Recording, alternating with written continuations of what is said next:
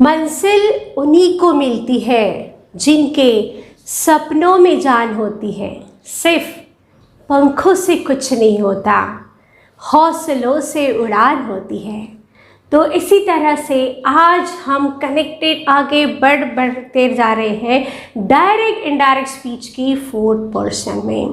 तो welcome to all my dear students in a learning session of Delta home. तो आज हम देखेंगे direct indirect speech imperative sentence का। इसके प्रीवियस वीडियो में हमने देखे थे direct indirect speech assertive sentence, direct indirect speech part 2 for the exclamatory, part 3 for this interrogative, और अब ये हमारा है पार्ट 4 इम्पेरेटिव सेंटेंस के लिए। ये डायरेक्ट इनडायरेक्ट सेंटेंस जो होते हैं ये बहुत ज़्यादा टफ लगता है, ग्रामर में सबसे टफेस्ट पोर्शन होता है, और इसमें हम इम्पेरेटिव सेंटेंस का किस तरीके से डायरेक्ट इनडायरेक्ट स्पीच ये अच्छे से जान ले ताकि अपने कंसेप्ट पूरे अच्छे से क्लियर हो जाए। तो सबसे पहले देखते हैं कि हम what is now the imperative sentence. बहुत से स्टूडेंट को यहाँ पे दिक्कत होती है कि इम्पेरेटिव सेंटेंस फाइंड आउट कैसे करें, किस तरीके से हमें पता चले कि इम्पेरेटिव सेंटेंस किसे कहते हैं। जैसे कि इम्पेरेटिव मूड ये जो होता है ग्रामेटिकल मूड है, इसमें हमें कमांड, रिक्वेस्ट, ये ऑप्शंस ये हमें यूज़ होता है। जहाँ पे हमारे सेंटेंस में कमांड हो, ऑर्डर हो या रिक्वेस्ट हो, और ऐसे सेंटेंस जहाँ पे सब्जेक्ट की ज़रूरत नहीं है।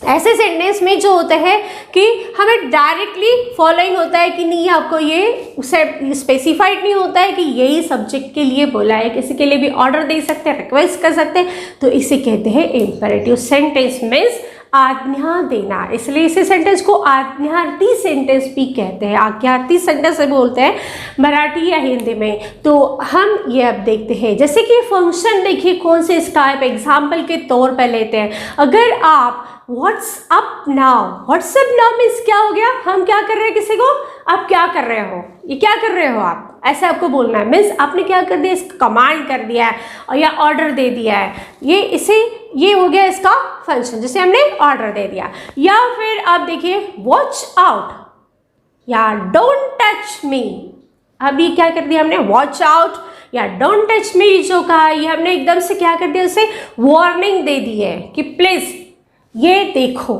या फिर डोंट टच मी, टच मत करो, ये हमने ऑर्डर दे दिया। अब ये यहाँ पे इम्पेरेटिव कर दिया हमने, इम्पेरेटिव सेंटेंस में कहा, किसी को स्पेसिफाइड कहा है क्या, नहीं, सिर्फ हमने ऑर्डर दी। हमारा ये जो सेंटेंस था फर्स्ट सेकंड थर्ड, देखिए तीनों भी सेंटेंस हमारे वर्ब से स्टार्ट हुए हैं, हमारे एक्शन वर्ड से स्टार्ट हुए, यहाँ पे स्टार्टिंग वर्ब है नहीं, तो ऐसे सेंटेंस को इम्पेरेटिव सेंटेंस कहते हैं। और एक एग्जाम्पल लेते हैं, जैसे डोंट बी पैंक या डोंट ईट टू मच। अब यहाँ पे दोनों भी डोंट यूज़ किया है कि आप ये ज़्यादा मत खाओ, या फिर डोंट बी पैंक, ज़्यादा ये मत करिए, आप ज़्यादा बहुत ज़्यादा ये कर रहे हो, तो हम क्या कर रहे हैं, ज़्यादा मीन्स किसी को क्या कर रहे हैं, एडवाइस कर रहे हैं कि ये मत करो, ये मत करो, ये ऐसा मत करो, तो हमने ये क्या किया है, एडवाइस दिया। अब जब किसी को एडवाइस देते हैं, ये से भी इम्पेरेटिव सेंटेंस कहते हैं। या फिर किसी को हम कुछ सजेशन कर रहे हैं, go straight ahead then turn left. अब किसी को हमने सजेस्ट कर दिया, आपको यहाँ जाना है तो आप पहले सीधा जाइए फिर लेफ्ट जाइए, तो हमने ये सजेस्ट किया है। यहाँ पे भी कोई सब्जेक्ट या किसी नाउन का यूज़ नहीं किया, डायरेक्ट हमने वर्ब से यूज़ किया, go straight ahead then turn left. तो इस तरीके से जो सेंटेंस होते हैं ये इम्पेरेटिव सेंटेंस होते हैं। अब ये डायरेक्ट स्पीच में हमने कहा, बट इसका इनडायरेक्ट कैसे करें, इसमें बड़ा प्रॉब्लम होते हैं स्टूडेंट्स को। तो आज हम यही देखने वाले हैं कि इम्पेरेटिव सेंटेंस की हम इनडायरेक्ट स्पीच किस तरीके से करें। तो फिर चले स्टार्ट करें। तो अगर आपको डायरेक्ट इनडायरेक्ट स्पीच करना हो तो सबसे पहले आपके लिए प्रोनाउंस का चार्ट बहुत ज़रूरी है। तो सबसे पहले हम थोड़ी सी रिवाइज कर लेते हैं प्रोनाउंस की, कहाँ पे कौन से प्रोनाउंस, कौन से जो छोटे वर्ड्स हैं, वर्ब्स चेंजेस होते हैं, ये आपको पता होना चाहिए, और इसके बाद एग्जाम्पल्स लेते हैं। तो फिर चले रिवाइज करने। हम देखेंगे अभी वो चार्ट भी। तो सबसे पहला है हमें change the pronoun, second one is back shift the tense, tense को बैक शिफ्ट कर दीजिए, चेंजेस करना है हमें। उसके बाद करना है change the time and please expression, वो एक्सप्रेशन हमें चेंज करने हैं। वो किस तरीके से करेंगे हम एक एग्जाम्पल में लिखेंगे। इसके बाद पहले हम देखते हैं चार्ट, यानी प्रोनाउंस आपको कौन से चेंजेस करने हैं, क्या करने हैं। अब देखिए इस चार्ट में, जैसे कि डायरेक्ट स्पीच में अगर आपके इसमें आई आ रहा है, I am a girl, I am a boy, अब आई आ गया है, वो हम इनडायरेक्ट स्पीच में आई नहीं बोलेंगे, वहाँ पे चेंजेस होगा। तो क्या चेंजेस होगा, ही शी, तो आई का हमेशा चेंजेस होता है ही या शी में, तो वो डिपेंडेंट होता है सब्जेक्ट के ऊपर। मेल सब्जेक्ट हो तो ही और फीमेल सब्जेक्ट हो तो शी। वी के लिए हम यूज करते हैं दे, अगर वी यूज हो रहा है तो इसे यूज करना है दे। यू अगर आए तो मैम फिर क्या करेंगे, अब यहाँ पे यू के लिए हमें दोनों लेना, that is he she they. देखिए याद रखना है, आई अगर हो तो ही शी, वी अगर हो तो दे, लेकिन अगर यू आ रहा है तो उसके लिए हम इनडायरेक्ट स्पीच में यूज करते हैं ही शी दे। माई आता है डायरेक्ट स्पीच में, अगर हमने माई का यूज किया है तो इनडायरेक्ट में कन्वर्ट करने के लिए यूज करना है हीज हर। मैस्कुलाइन जेंडर में यूज करते हैं हीज एंड फेमिनाइन के लिए यूज करते हैं हर। ओ अवर के लिए यूज करना है हमारे के लिए, जैसे आपका, हम हमारा बोलते तो आपका, उसके लिए जैसा आर का हो जाता है चेंजेस एंड डायरेक्ट स्पीच में देयर। देन योर के लिए चेंजेस करते हैं हिज हर देयर। तो ये हो गए हमारे इस टाइप के। और कुछ है जहाँ पे हम ऑब्जेक्ट साइड में, जैसे ये वाले जो शब्द थे सब क्या होते हैं सब्जेक्ट साइड में आते हैं, उसको हम इनडायरेक्ट में किस तरीके से चेंजेस करेंगे। लेकिन कुछ प्रोनाउंस हमारे ऑब्जेक्ट साइड में सेंटेंस के लास्ट में जो आते हैं ना उसको मेंशन करते हैं, उसे ऑब्जेक्ट कहा जाता है, वहाँ पे आते हैं। तो उससे इनडायरेक्ट स्पीच में कैसे कन्वर्ट किया जाता है, जैसे अगर ऑब्जेक्ट प्लेस में मी हो तो उसके लिए हमें यूज करना है हिम हर। अगर अस हो तो यूज करना है दैम, तो मी के लिए हिम हर, अस हो तो दैम। यू, अब देखिए यहाँ पे भी यू आ गया है, ऑब्जेक्ट प्लेस में भी सब्जेक्ट में भी देखा था हमने, अब ऑब्जेक्ट में दिख रहे तो यू अगर आया है तो हिम हर दैम, ये पूरा यूज करना है। माइन अगर हो तो, माइन अगर आया है तो हीज हर्स, एंड यस हो तो देयर्स, एंड यस हो तो YOURS, यस अगर हो तो यूज करना है हीज हर्स देयर्स। तो ये हो गए हमारे ऑब्जेक्ट प्लेस में यूज करने वाले प्रोनाउंस। ओके, नाउ अब हम देखते हैं कि इंपेरेटिव सेंटेंस में क्या चेंजेस होते हैं। इंपेरेटिव सेंटेंस में कुछ रूल्स होते हैं डायरेक्ट इनडायरेक्ट स्पीच करने के लिए। जैसे कि अगर हमारा सेंटेंस डू या डोंट से स्टार्ट हो रहे हैं तो इस वक्त they are change into the infinitive. जो वर्ब्स होते हैं वो चेंज हो जाते हैं इन्फिनेटिव। जैसे कि ड्रिंक हो तो डू ड्रिंक, या डोंट ड्रिंक हो तो टू ड्रिंक लगाना है, या टू ईट, टू सी। तो हम क्या करेंगे, इट्स इन्फिनेटिव फॉर्म में यूज करेंगे इस इंपेरेटिव सेंटेंस का। अगर कंजक्शन यहाँ पे कोई भी कंजक्शन दैट, वेदेवर, इफ ये यूज होता नहीं है, सो इंपेरेटिव सेंटेंस में क्या इंपॉर्टेंट है कि आपको इन्वर्टेड कॉमा की जगह पे TO लगाना है। ये हमेशा याद रखना है। इंपेरेटिव सेंटेंस अगर हो, इसका इनडायरेक्ट स्पीच कर रहे हो तो आपको टू लगाना है। देन अगर रिक्वेस्ट अगर हो तो आप उसे ask, request, please, plead, beg, ये वर्ड्स आप यहाँ पे यूज़ कर सकते हो। या कमांड हो तो कमांड लिखिए, ऑर्डर लिखिए, या फिर एडवाइसेस अगर किसी के लिए हो तो एडवाइस, टेल, सजेस्ट, इस तरीके से हम वर्ड्स वहाँ पे रिपोर्टेड वर्ब करके यूज़ कर सकते हैं। जैसे कि एग्जाम्पल में लीजिए, आपको अच्छे से डिटेल समझ जाएगा। Girl said father please take me with you.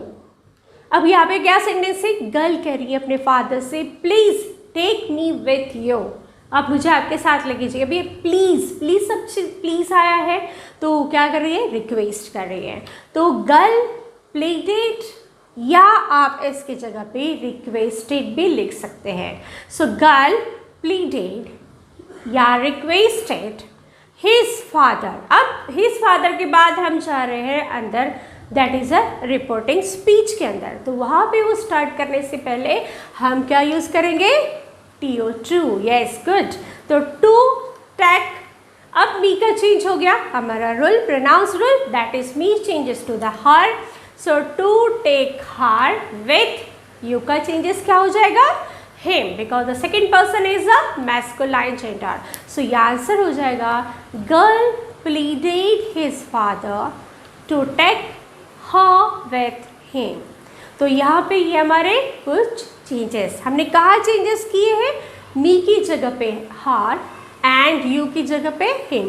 तो हमेशा ये प्रोनाउंस रूल आपको रिवाइज करते रहिए ताकि अच्छे से याद रहे, तो फिर आप कोई भी सेंटेंस इजीली आप कर सकते हो। और एक एग्जाम्पल लेते हैं। Second one is do your studies. अब ये डू योर स्टडीज मदर ने कहा है, mother said to me, mother said to me पहले भी बोल सकते थे, यहाँ पे बाद में बोला है। सो हम ये पहले लेते हैं, जिसने कहा है इसे इनडायरेक्ट करते वक्त स्टार्टिंग में लेंगे, दैट इज मदर ऑर्डर्ड मी। अब डू योर स्टडी यानी आप अपनी पढ़ाई करो, तो ये क्या हो गया, ऑर्डर्ड सेंटेंस हो गया, इसलिए हमने ऑर्डर्ड बोल दिया है। मदर ऑर्डर्ड मी। अब अंदर जाएंगे रिपोर्टेड स्पीच में, उसके पहले लगाना है, क्या लगाना है, yes to, correct, to do. Your की जगह पे यह हो जाएगा my then studies. So sentence हो गया mother ordered me to do my studies. तो यहाँ पे योर की जगह पे माई चेंजेस हो गया है, ऑब्जेक्ट साइड प्लेस में है, क्योंकि यहाँ पे मी था तो मी का चेंजेस हो जाएगा यहाँ पे माई। इसी तरीके से थर्ड और एक example, Salma said to him you must complete your matric. तो उससे मस्ट कहा है, तो मीन्स क्या किया हमने, एडवाइस किया, आप अपनी टिंग स्टैंडर्ड, मैट्रिक भी बोलते हैं इसे, तो आप अपना पहले टिंग स्टैंडर्ड कंप्लीट कर लीजिए। तो ये क्या किया, बाद में आप कोई वर्क करना, तो ये इसलिए कौन सा सेंटेंस हो गया, हम एडवाइस कर रहे हैं, तो एडवाइस कर रहे हैं तो यहाँ पे सीट की जगह पे हम यूज़ करेंगे advice. Salma advised him to. अब देखो रिपोर्टेड स्पीच में जा रहे हैं तो टू लगाना है, याद रखना ये टू। फिर क्या करेंगे, फिर कहाँ जाएंगे, हमारे वर्ब में यू मस्ट लिखना है टू कंप्लीट, और योर का चेंजेस हो जाएगा हिज मैट्रिक्स। तो यहाँ पे आ गया Salma advised him to complete his matrix.